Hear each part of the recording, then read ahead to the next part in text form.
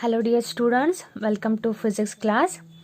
In the last class we complete out the chapter of your motion in a straight line. In this session we discuss the problems based on the motion in a straight line, that too based on your kinematic equation and relative velocity.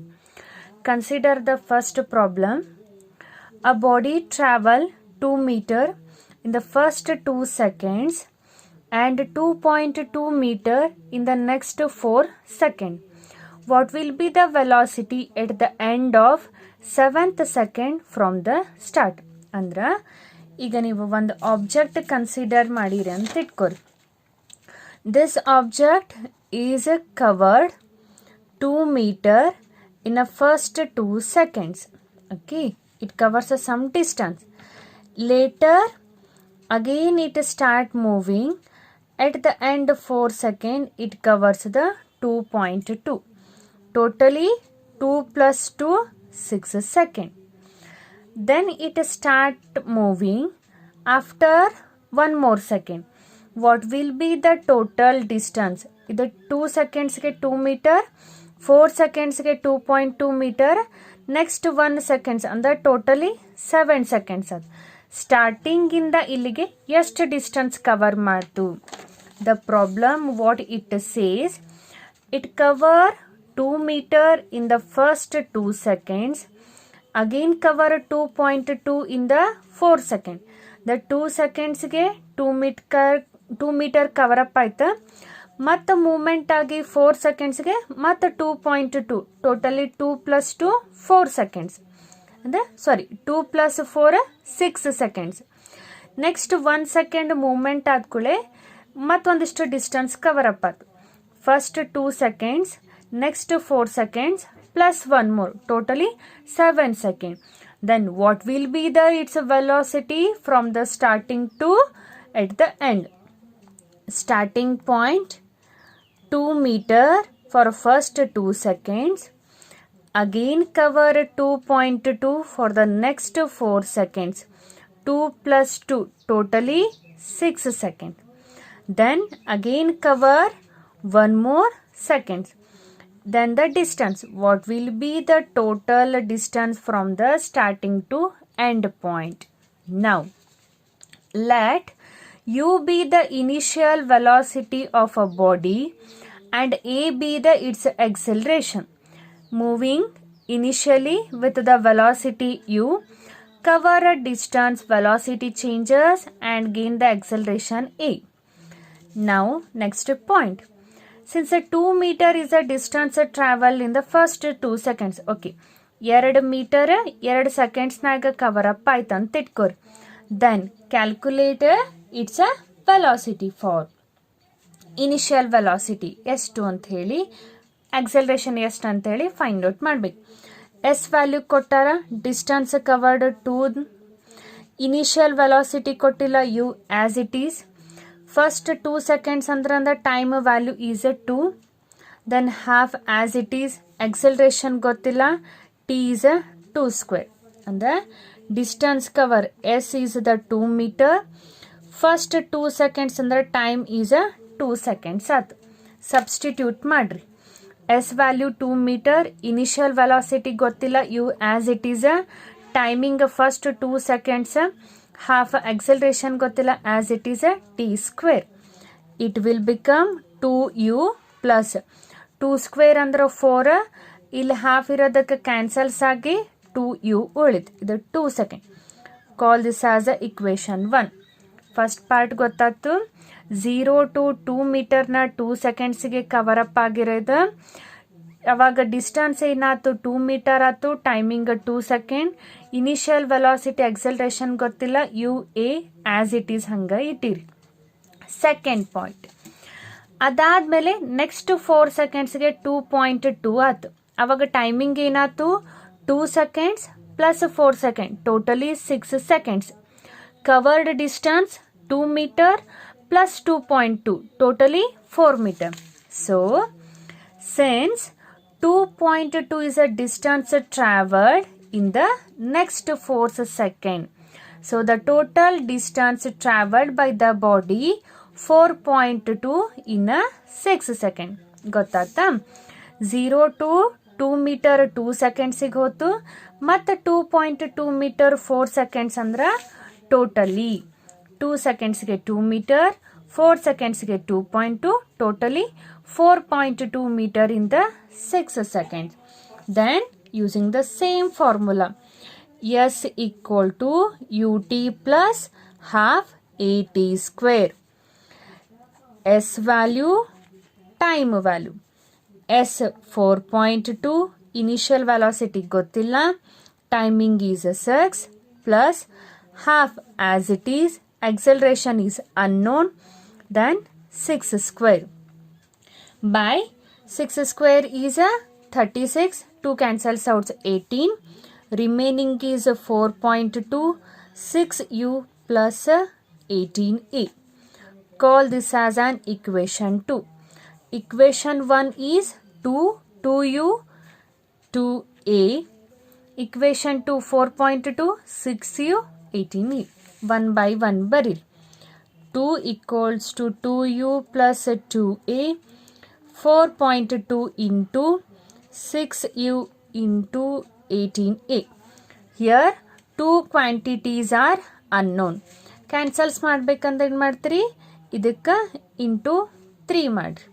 Into 3 ಮಾಡಿದಾಗ ಏನಾಯ್ತು, 2 into 3 6, 2 into 3 6u, 2 into 3 again 6a. And equation 2 as it is 4.2 6u plus 18a. Cancels ಮಾಡೋದು ಗೊತ್ತಾಯ್ತಲ್ಲ, minus both are cancels out. At the end remaining value is 1.8. 6 ಒಳಗ 4.2 ಹೋತಂದ್ರ 1.8, 6 ಒಳಗ minus 18 ಹೋತಂದ್ರ minus 12a. This implies what's the value of a? It will become 1.8 minus 12. The value of a is minus 0.5 meter per second square. Clear the point? ಹೆಂಗೆ ಮಾಡಿದ್ರಿ ಗೊತ್ತಾಗತ್ತಲ್ಲ derivation. First equation first 2 ಸೆಕೆಂಡ್ಸ್ಗೆ 2 metre ಹಾಕಿ ಮಾಡಿದ್ರಿ. Second equation totally 6 ಸೆಕೆಂಡ್ಸ್ಗೆ 4.2 metre cover up ಆಯಿತು. Equation 1 equation 2 ಬರೀರಿ. U ಮತ್ತು ಎ ಅನ್ನೋನ್ ಕ್ವಾಂಟಿಟಿ. ಕ್ಯಾನ್ಸಲ್ಸ್ ಮಾಡಬೇಕಂದ್ರೆ ಇಕ್ವೇಶನ್ 1ಗೆ ಮಲ್ಟಿಪ್ಲೈಡ್ ಬೈ 3 ಮಾಡಿರಿ. 3ಲೇ ಮಲ್ಟಿಪ್ಲೈ ಮಾಡಿದಾಗ 6u ಪ್ಲಸ್ 6a ಆಯಿತು. Equation 2 as it is. U cancels out, only a term is remaining. After simplification a value is 0.15. Using this a value, calculate the v. a value ಏನು ಬಂತು, minus 0.15 meter per second square. ಯಾವುದಾದ್ರೂ ಒಂದು equation ಒಳಗೆ a value substitute ಮಾಡಿರಿ. Equation 1 ಏನೈತಿ, 2 into 2u plus 2a ಅದ. 2 as it is, 2 u value ಗೊತ್ತಿಲ್ಲ, a value ಏನು ಬಂದೈತಿ minus 0.15. After substitution 2u 2 into 0.15 ಮಾಡಿದಾಗ ಮೈನಸ್ ಆಫ್ 0.3. ಇದು ಮೈನಸ್ ಸೈನ್ ಈ ಕಡೆ ಹೋತಂದ್ರೆ 2 plus of 0.3 into 2u ಉಳ್ತು. 2 plus 0.3 2.3 into 2u. Only u value is 2.3 divided by 2. It will be 1.15 meter per second. This is the initial velocity. Then what will be the velocity at the 7 second? What will be the velocity at the time t equal to 7 seconds? Which formula? V is equal to u plus at. V equal to u plus at. Initial velocity 1.15 plus acceleration is minus 0.15 for a time 7 seconds. Then it will become 1.15 minus of 1.05 at the end velocity is 0.1 meter per second for the time of 7 seconds meter per second. Hope you clear the first problem. 2 meter na 2 seconds naga ಮತ್ತು 2.24 seconds ಒಳಗ ಎಟ್ the end 6 ಸೆಕೆಂಡ್ಸ್ಗೆ 4.2 ಆಯ್ತು. ಎರಡು equation ಬರುತ್ತೆ, equation 1 equation 2. ಅವೆರಡೂ equate ಮಾಡ್ತೀರಿ, multiply by 3, u cancels out, a ಅಷ್ಟೇ ಉಳಿತು. First acceleration value find out ಮಾಡ್ತೀರಿ. ಈ ಎಕ್ಸಲ್ರೇಷನ್ ವ್ಯಾಲ್ಯೂನ ಯಾವುದಾದ್ರೂ ಒಂದು ಇಕ್ವೇಶನ್ ಒಳಗೆ ಸಬ್ಸ್ಟಿಟ್ಯೂಟ್ ಮಾಡ್ತೀರಿ. ಇನಿಷಿಯಲ್ ವೆಲಾಸಿಟಿ ಗೊತ್ತಾಯ್ತು. ಇನಿಷಿಯಲ್ ವೆಲಾಸಿಟಿ ಗೊತ್ತಾಗಿಂದ final velocity for a time t equal to 7 ಸೆಕೆಂಡ್ಸ್ಗೆ ಕ್ಯಾಲ್ಕುಲೇಟ್ ಮಾಡ್ತೀರಿ. Next consider the another problem.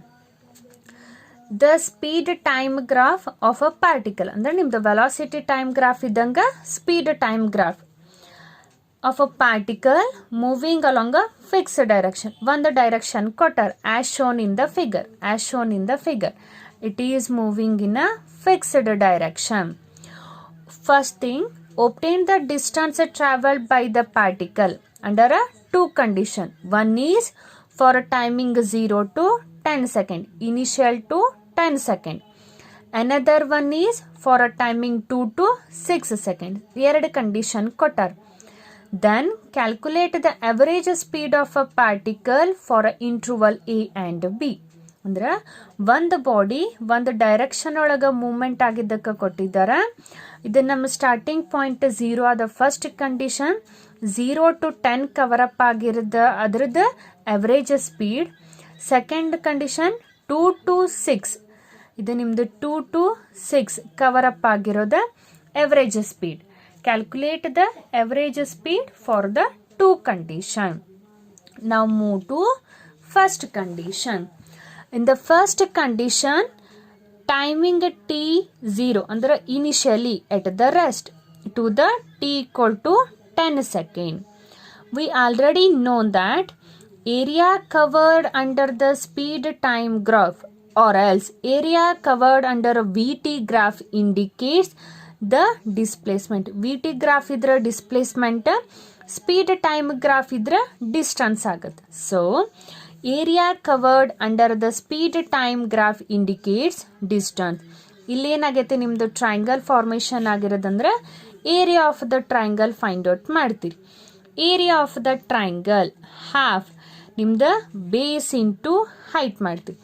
Base 0 to 10, base is 10 into height ಅಂತಂದ್ರೆ ವೆಲಾಸಿಟಿ ಎಷ್ಟೈತೆ ನಿಮ್ದು 12. Then V T graph covered area ಇದು 10, 5 ಆಯ್ತು, 12 into 5 12 60 metre per second. This is distance only 60 metre. This is the covered area distance. Then calculate the average speed 0 to 10 second. Average speed ಗೆ distance divided by time. Distance ಎಷ್ಟೈತಿ ನಮ್ದು 6 metre. Timing 0 to 10 ಅಂತಂದ್ರೆ 10 second. 60 divided by 10 it will be 6 meter per second for the condition A. ಗೊತ್ತಾಯ್ತಾ?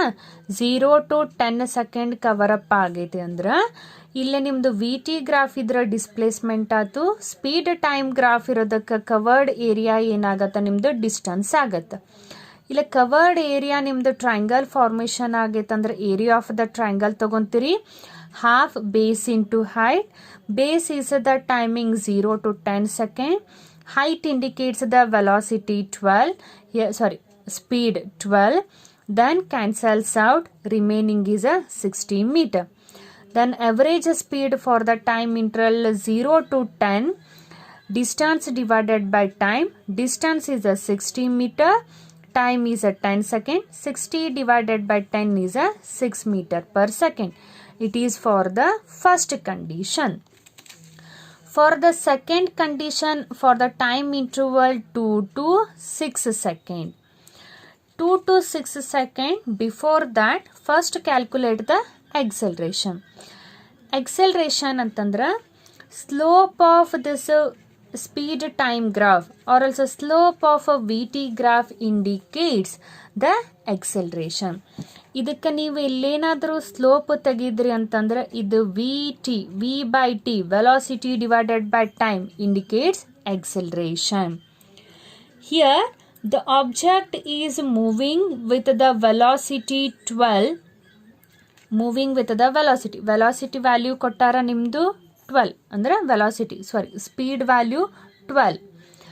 Timing ನಮಗೆ 0 to 6 second 2 to 6 seconds ಬೇಕು. 2 to 6 seconds ಅಂತಂದ್ರೆ 4 ಆಯ್ತು. Time interval 12 divided by 4 again 3 metre per second square. Clear the point. Velocity time graph ನಾವು 2 to 6 ತಗೊತೀರಿ. 2 to 6 ಅಂದರೆ 6/2 4 second difference ಐತೆ. Velocity maximum 12 ಅಂದರೆ speed 12 ಐತಿ. 12 ಡಿವೈಡೆಡ್ ಬೈ 4 ಅಂದ್ರೆ 3 ಮೀಟರ್ ಪರ್ ಸೆಕೆಂಡ್ ಸ್ಕ್ವೇರ್ ಆಯ್ತು. Next velocity at the end 2 seconds ಅಂದ್ರೆ ಇಲ್ಲಿ ನಿಮ್ಮದು 2 to 6 ಫೈಂಡ್ ಔಟ್ ಮಾಡ್ತೀರಿ ಅಂತಂದ್ರೆ ಇನಿಷಿಯಲ್ ವೆಲಾಸಿಟಿ ಎಟ್ 2 ಆಗತ್ತೆ. ಎಟ್ 2 ಒಳಗೆ ವೆಲಾಸಿಟಿ ಎಷ್ಟು ಅಂತಂದ್ರೆ a ಇಂಟು ಟಿ ಮಾಡ್ತೀರಿ. ಇಲ್ಲಿ ವಿ ಬೈ ಟಿ ಬರ್ದಿರಿ. ವಿ ಬೇಕಾತಂದ್ರೆ a ಇಂಟು ಟಿ ಆಯ್ತು. ಎಕ್ಸೆಲರೇಷನ್ ಏನಾಯ್ತು ನಿಮ್ದು 3 ಅದ. Timing 2 3 into 2 it will be 6 meter per second. Now this only they consider as an initial velocity. Hope you clear the point. 2 to 6 interval ತಗೊಂತೀರಂತಂದ್ರೆ 2 is the initial point. Initial point ಒಳಗಿರೋ ವೆಲಾಸಿಟಿನ initial velocity ಅಂತ ಹೇಳಿ consider ಮಾಡಿದ್ರು. Now the traveled distance from 2 to 6 they are to be calculated. Delta t value ಏನಾಗತ್ತಾ 4 ಆಗತ್ತೆ. Initial velocity is 6, timing is 4 plus half as it is. Acceleration value, what will be the acceleration value? It is 3 and it will be 4 square. Time t equal to 4 second, half acceleration is 3 meter per second square and initial velocity substitute ಮಾಡಿದ್ರೆ time t 4 square. Calculate ಮಾಡಿದಾಗ ಏನಾಯ್ತು 3 into 4 into 4 divided by 2.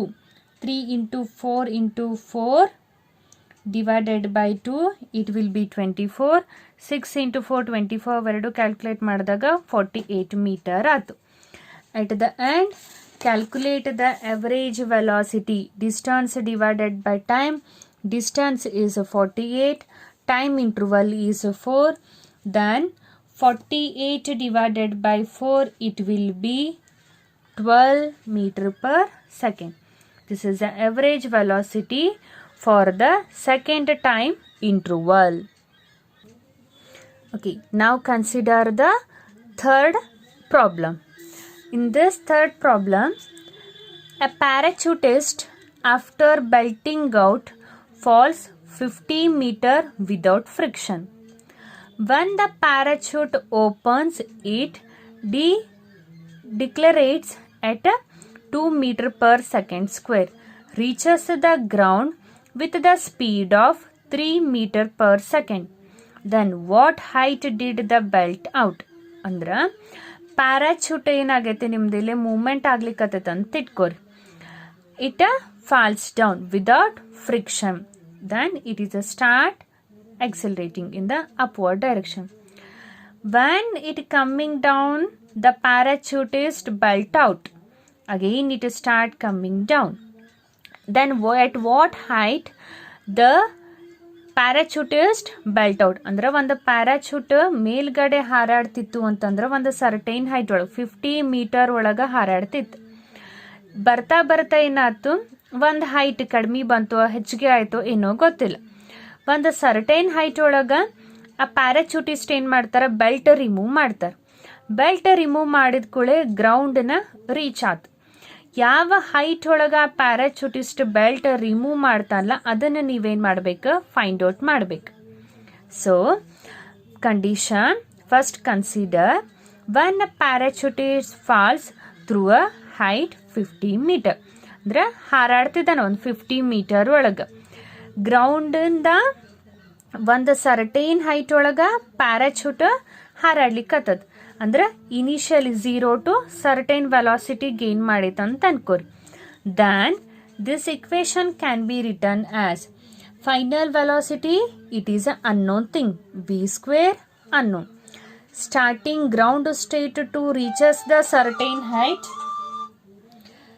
ground state initial velocity is a 0, 2. Then g value is a 9.8. Upward direction ಇರೋದಕ್ಕೆ acceleration due to gravity ತಗೊಂಡಿರಿ. height ಅಂತಂದ್ರೆ ನಿಮ್ದು 50 metre ಆಯ್ತು. then v square equal to 2 into 9.8 into 50. Only value of the v, it will become root of 2 into 9.8 into 50. It will be calculating 31.3 meter per second. Now the condition is applied. When the parachutist open the belt, then acceleration value they consider it as the -2. ಅಂದ್ರೆ ಒಂದು certain height ಒಳಗೆ parachute ಹಾರಾಡ್ಲಿಕ್ಕತ್ತಿತ್ತು, ಆಮೇಲೆ ಅದು belt open ಮಾಡಿದ ಕೂಡ ಏನಾಗುತ್ತೆ, parachute ಕೆಳಗೆ ಬರುತ್ತೆ. So the value they consider it as an minus, means it is towards or else sorry belt detach ಮಾಡಿದ ಕೂಡಲೇ ಅದನ್ನ ಮೇಲ್ಗಡೆ ಹೋಗುತ್ತೆ ಪ್ಯಾರಾಚೂಟ್. ಮೇಲ್ಗಡೆ ಹೋಗೈತಂದ್ರೆ ಅರ್ಥ ಏನು, ಟುವರ್ಡ್ಸ್ ದ ಅರ್ತ್ ಇಲ್ಲ, ಆಪೋಸಿಟ್ ಟು ದ ಅರ್ತ್ ಇರೋದಕ್ಕೆ ವ್ಯಾಲ್ಯೂ ನೆಗೆಟಿವ್ ಕನ್ಸಿಡರ್ ಮಾಡಿದ್ದು. Clear the point. Moving upward, belt ಹಾಕಿದ್ದ ಪ್ಯಾರಾಚೂಟಿಸ್ಟ್ ಆ ಬೆಲ್ಟ್ ರಿಮೂವ್ ಮಾಡಿದ ಕೂಡ ಅದೇನಾಯ್ತು, ಮೇಲ್ಗಡೆ ಹೋತು.